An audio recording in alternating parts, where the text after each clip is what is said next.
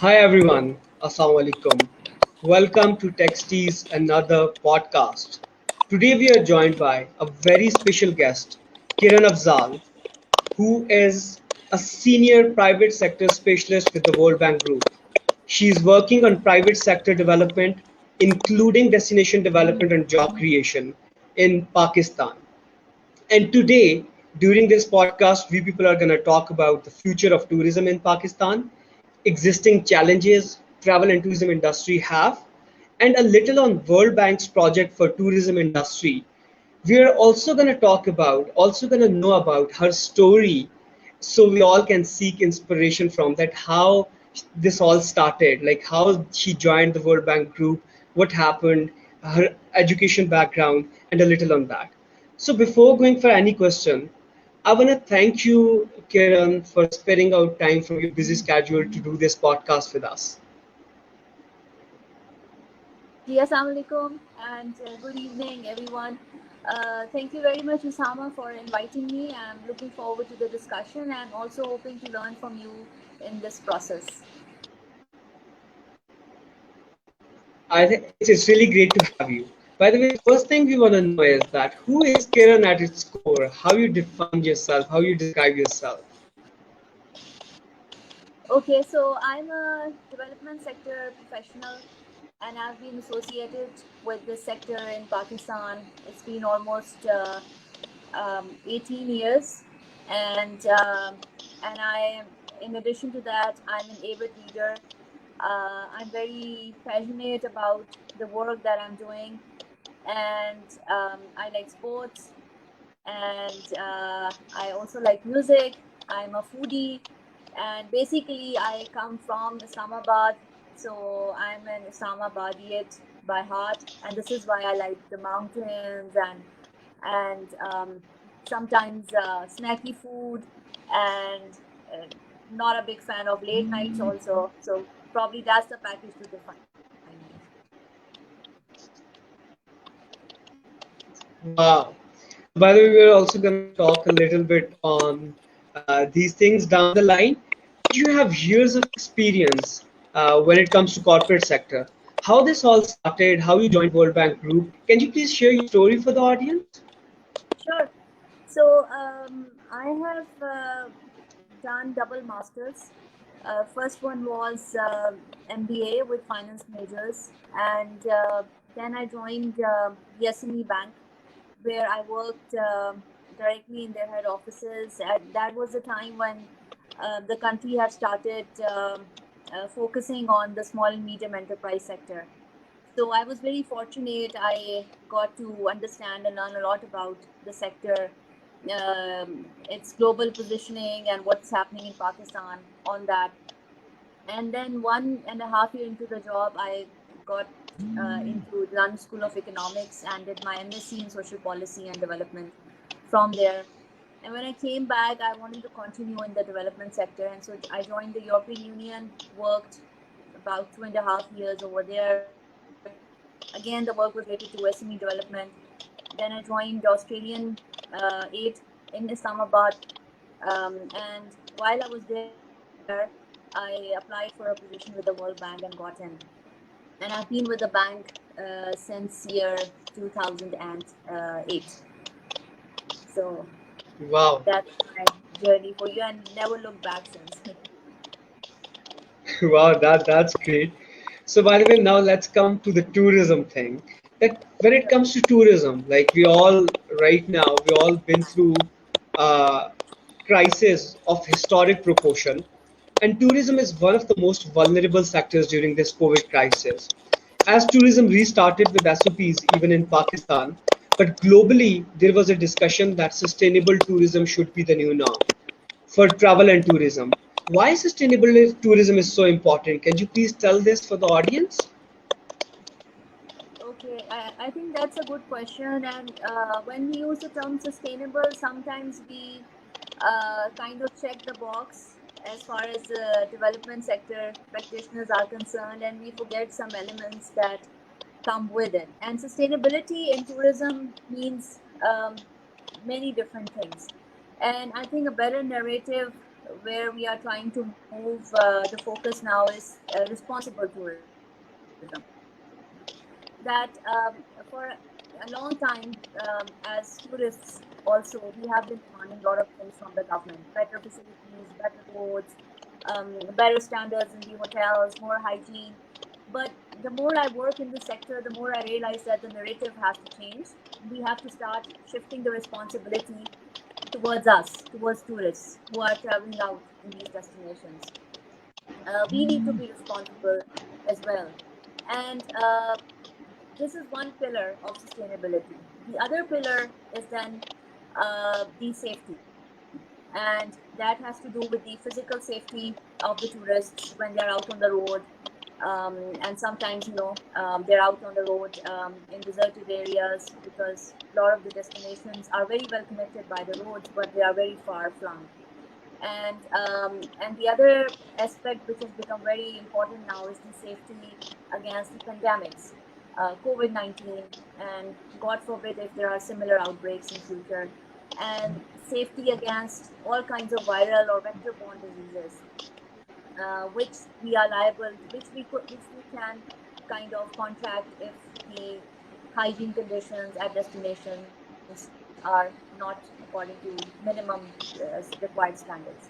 So that is the other element of sustainability. And then I think the third element of sustainability has to do with preservation and conservation. We have to save our environments. We have to respect the ecosystem. We have to respect our heritage. We have to respect other faiths and their assets, which we are custodian of as Pakistanis. And we have to also save our wildlife, the aquaculture. We need to stop dumping into the rivers. We need to be more respectful towards our coastal strips in the country. And I think the other element, or the fourth element for me in terms of sustainability pillar, is longevity. We have to have a long-term view on tourism development. It was not developed in any of the advanced economies overnight. We need to be patient. We need to be okay with the fact that planning takes time. Execution can be quick, but we are not going to see a lot of development overnight, or in half a year, or sometimes in few cases even in year or 2 years. So we'll have to be patient, and we'll have to work together with our authorities and with our representatives. And by longevity, I also mean that we have to involve communities in those areas. We have to let them own these the process of developing tourism, protecting the cultural sites, and whatever assets are being created by the government for the tourists, like tourist facilities. These include washrooms, information centers, parking areas, national parks, all kinds of entertainment infrastructure. Their operations and maintenance is going to be very, very important, because we see a very good structure getting built, people start using it, and then in number of years, very few years, it starts deteriorating. It never looks the same couple of years down the line. So we have to have now a long-term view on tourism. So if you look at all of these things together, then you can define what a sustainable tourism is going to look like. And it's only going to be us working with our authorities when this sustainability will come to the sector. I'll stop there. I think this is something, this is a really great message that we have to keep the patience. Like nothing is gonna happen overnight. And we all have to become a responsible travelers while traveling, and we need to respect nature, culture, wildlife, and the native people over there to call it a real sustainable tourism. So, by the way, when it comes to Pakistan, in 2019, travel and tourism's direct and indirect contribution to the GDP was 10.3% when it comes to global contribution. But when it comes to Pakistan, it was 2.8%. How you look at the future of tourism in Pakistan? What are your views on that? Yes, so for now we are lagging in terms of realizing the potential of tourism for the country. Even when we compare our country to our South Asia neighbors, South Asian neighbors, because other countries in the region, Maldives and even Nepal, they are and Sri Lanka, they are doing much better. The whatever segments of tourists they have captured, they are quite advanced, and they are providing facilities to cater to those segments. I think future is very bright, and I think Pakistan, in terms of the in terms of catching up with the tourism markets, in already took a relatively late start. It's been coming to us as a potential sector since the year 2016, because I've been associated with that sector from the early days of development efforts. So I would think the timeline goes back to 2016. So, and there's a lot more that needs to happen, but I see a sense of organization happening already in the sector in terms of policies being reformed, coordination happening across the country because of the National Coordination Committee, which the Prime Minister himself has established. And also at provincial levels, there is a lot of efforts which are now being implemented by the respective departments, because tourism, as you know, is a devolved subject. So, Yeah, it's a provincial subject. correctly. So, and Pakistan now is a market of 50 million domestic tourists, and a lot of that, and then comes the affordability factor. A lot of us are not going to be able to travel as much as we used to, or as much as we'd like to, because of different travel and logistical obstacles, or affordability issues. So we have to market and develop our own destinations and make it an engine for creating jobs and providing and leaving tourism revenues with the communities. So this is a great opportunity for the country. I have no doubts about that. Yeah, I think tourism has a great future in Pakistan because, as you just mentioned, that we are adding, moving forward when it comes to travel and development of travel and tourism industry. And as Pakistan, everyone knows that Pakistan was among top 10 travel destinations across the globe. It was a third travel destination when it comes to adventure tourism. So we have a great future ahead, and we all need to work together to make it to promote travel and tourism industry in Pakistan. So, by the way, when it comes to major challenges in travel and tourism industry, what are the major challenges according to you in this industry when it comes to Pakistan?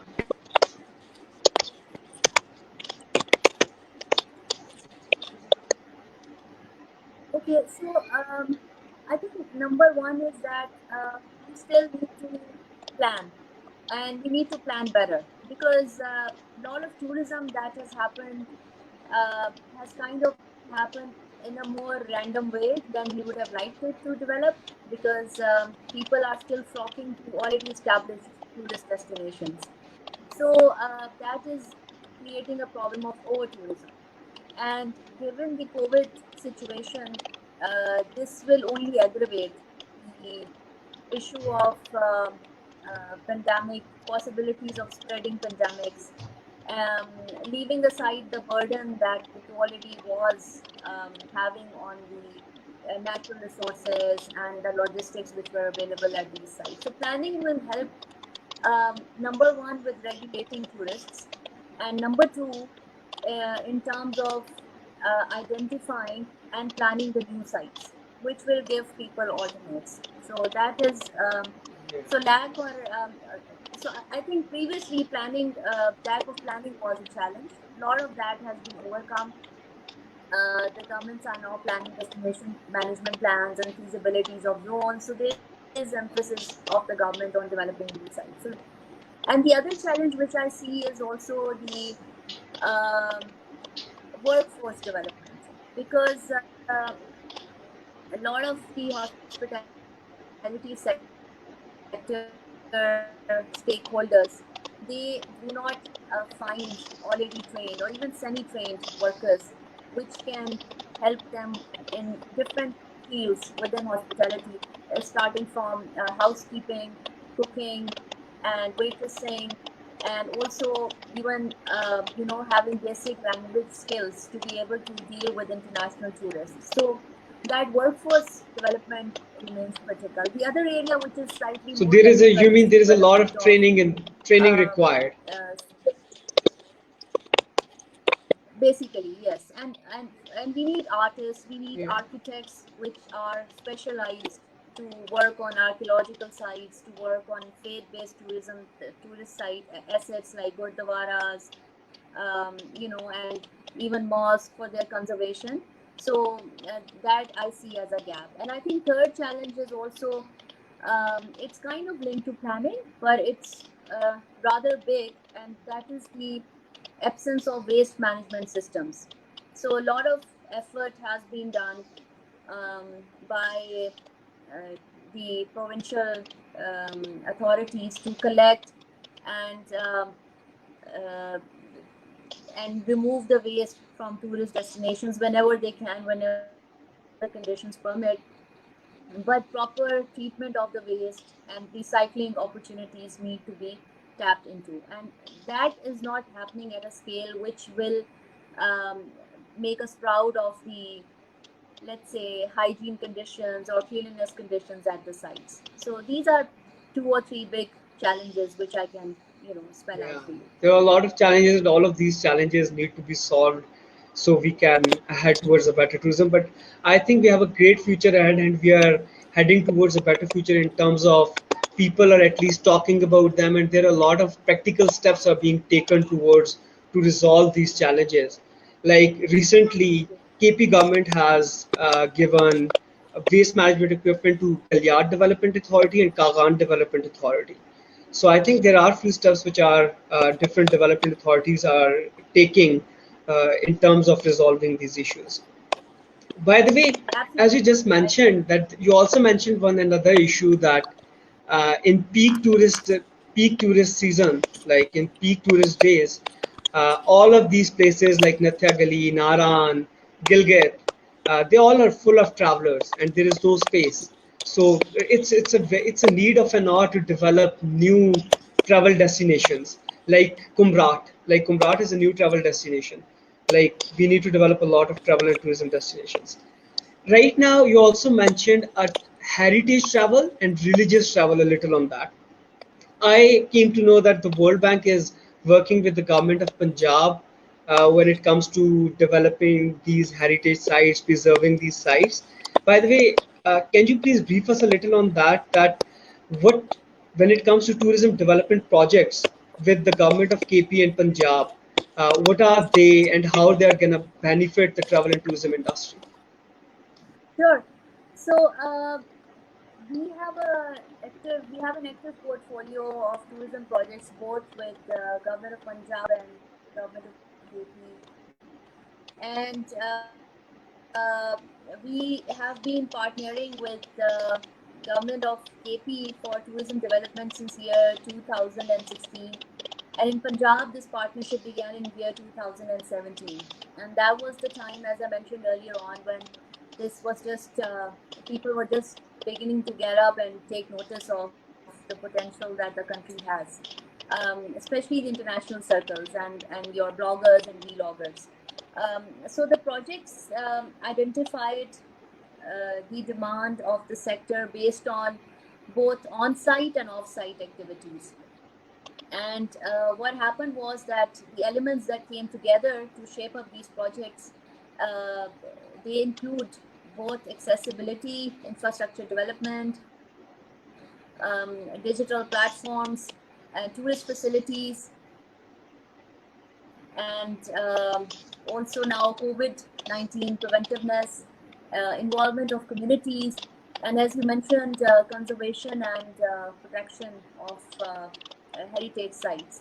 So together with both governments, we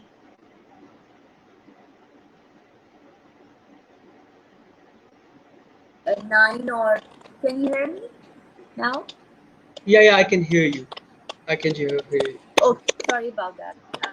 So there are about nine sites in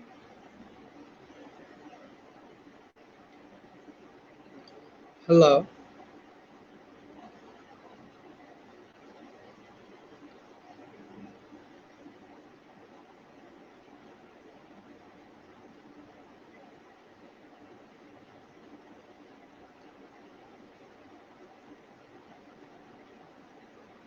Hello, I think you have to unmute.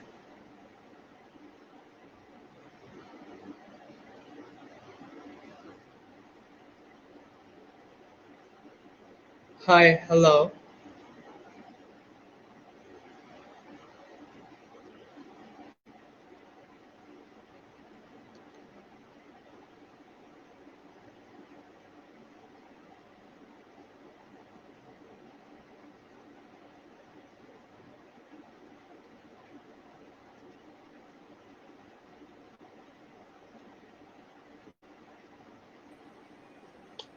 Can you hear me now? Yeah, I can hear you. I Okay, can hear you. thanks. So yes, there are 9 sites in KP, including stupas, mosques, and museums, which the projects have already started to work on for their preservation. Then there are going to be around 10 sites in Punjab, including Lahore and Textile Museum, and 3 gurdwaras and 2 stupas, Wow. which the project is going to start working on for their conservation and for planning. What we are doing is we are preparing destination management and site management plans for these sites. So in KP, the actual on-site work has started, and in Punjab, we are moving towards rather quickly towards the implementation of plans for both Lahore Museum and Taxila Museum. And then we are working in South Punjab for site management plan of Kila Kona Kasim Bagh, which is also a big historical site in South. So, and in both projects, the infrastructure work also includes rehabilitation of connecting roads. So these are actually small roads, not more than 15 or 16 kilometers each. But the idea is that the travel becomes smoother and quicker for the Wow, I visitors. think So these all of these projects are really great because when it comes to Pakistan, there is a huge scope of heritage tourism, cultural tourism, and religious tourism in Pakistan. So I think all of these projects are really going to contribute towards betterment of tourism in Pakistan. By the way, when absolutely. it comes to tourist destinations, yeah, when it comes to tourist destinations, it has become a common sight on roads that people toss the litter out of vehicles they're traveling in. Littering Ji. mindset is a huge challenge for clean and green Pakistan. How we can stop this bad habit and travel responsibly?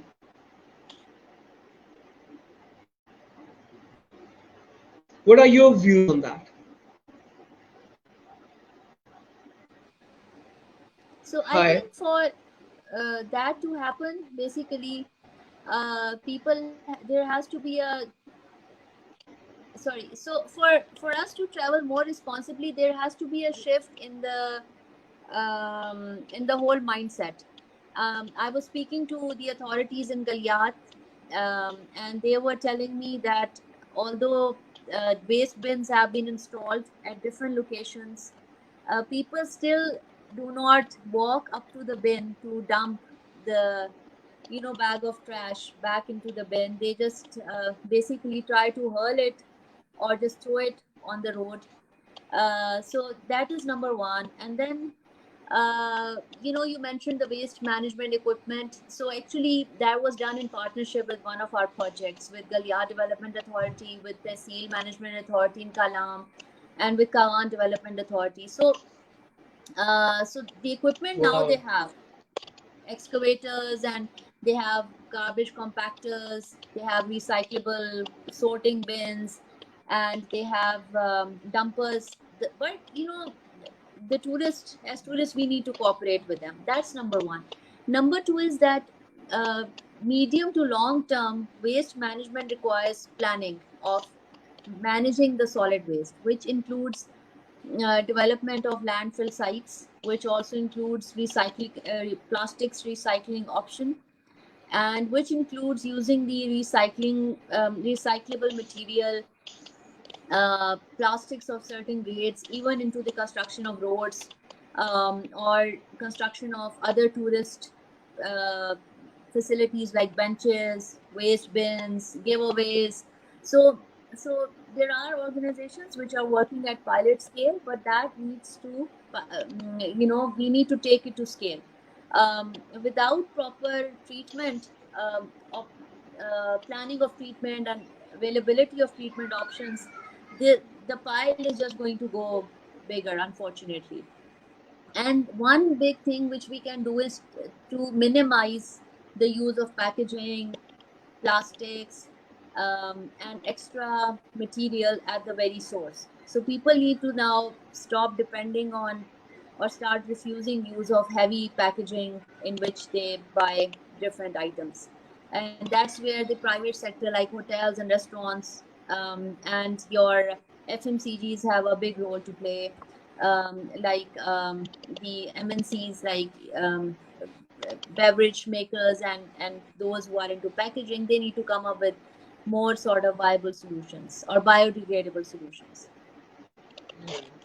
I think yeah, you're 100% right that all the sectors need to contribute together if we're gonna stop this thing. By the way, when it comes to this, as you just mentioned that you were talking to the authorities and they told you that they have bins installed, there are bins installed, but no one is throwing trash in those bins. So what do you think? It's a habitual thing for us? Yes, it is. Like it's a kind of So habit, even we have the bin, we cannot take 5 steps towards that. no, you don't have to go to the tourist sites to look at the waste dumps. You can just travel out in your own neighborhood in big cities and see the piles of trash, kind of strewn around the waste area, but not inside the main dumping area, or the bin which is provided. So that's happening a lot. So for that, you need awareness. You need to start educating people. It sounds very basic, but that has to be done. And some of the authorities Yeah. that I'm By the way, interacting when with, it they comes are to actually awareness, quite fun. there is one thing. Mm-hmm. Yeah, go ahead. Go ahead. Yeah, So I'm there saying is a one lot thing of when it comes to awareness. Maybe that awareness is gonna work for childrens who are in school, but when it comes to people who are in Generation Y or Generation X, I think penality is gonna be a better option, don't you think? yeah. Because it's So gonna stop them because they at yeah, least they were afraid of something. exactly. And I was reading on BBC today, only today, that there's a national park in Thailand, and what it does is that if you leave trash behind and it's not properly disposed by you as a visitor, they actually package it and mail it back to you. And there's a note that comes back Wow. to say you left something behind. So you have to Wow, adopt the this is concept of yeah, this is a great idea. yeah. Yeah, I think this is really a great idea. So, by the way, when it comes to COVID, uh, like we all were in quarantine, what was the positive and negative impact COVID had on your life? Can you please tell us a little bit about that? Yeah, I mean, so COVID, and the isolation kind of, like in case of many other people, it gave me an opportunity to be grateful about different blessings in life, starting with health, and starting with the fact that we there are probably not many of us in the country, but still, I think a considerable number has access to technology, which kept us going.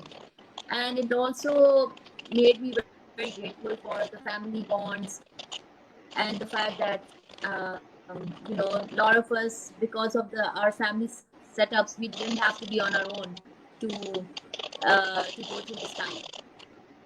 So these were the ups, and it kind of also helps you put a lot of things in perspective, that maybe you don't need so much to live a life. When the markets had closed down, you realize that you could do away with a lot of additionalities in life. And I think the cons were that social isolation also comes with a cost when you're not able to see your friends or your colleagues. So that takes a toll on one's, I think, status of optimism, and it also kind of adds to the stress. The other thing which happened to a lot of people who are working is that the lines between work and home have kind of blurred, um, because you don't know when the day starts or when you need to be back in your private space or in kitchen, for example. So that has diminished for a lot of us. So let's see how long we are in this situation or in the new normal. Yeah, hopefully the things will be better soon. And I think everything, whenever there is a crisis, everything has some negative and positive impact. But above all, we have to stay optimistic and we need to spread positivity around whenever we are in any situation like this. By the way, what is your life advice for the listeners? Never stop learning. No matter how much you achieve in life, no matter how much you get promoted in an organization, or no matter how much you transfer to others in terms of knowledge, one should never think that you know everything or you've learned enough, or you can't add more to what you know. There's always something new to learn. So be always open to that. Learn from everybody that you interact with, and I think you this will is really a realize great that message that, yeah, yeah. yeah, and you'll realize that there is so much happening in the world, and with all the resources that we have because of technology, it's very important to keep on top of your game. So you'll have to continue learning. You can't stop that. Yeah, I think life is a long lasting learning process. And if you are going to stop learning, like either you are going upwards in life or you are going to go downwards in life. Like there is nothing like stability. So if you are going to stop learning, you will be going down in life. So to keep going upwards, you have to keep on learning. So by the way, there is one last message from Texte. Say no to littering because amazing tourist destinations are being ruined by trash. It has also negative impact on environment, wildlife, aquatic life. And if we are just gonna travel responsibly and respect environment and try to protect it, this way we people are gonna protect it for generations to come. So, Kiran, thank you so much once again for sparing out time from your busy schedule to do this podcast. It was really nice talking to you and knowing about your story, your views on the travel and tourism industry of Pakistan. And for the audience, we will be back with another podcast soon. Thank you so much. Most welcome. Thank you for the opportunity, Osama, and for your patience. Okay, bye. It was very nice talking to you. Bye bye.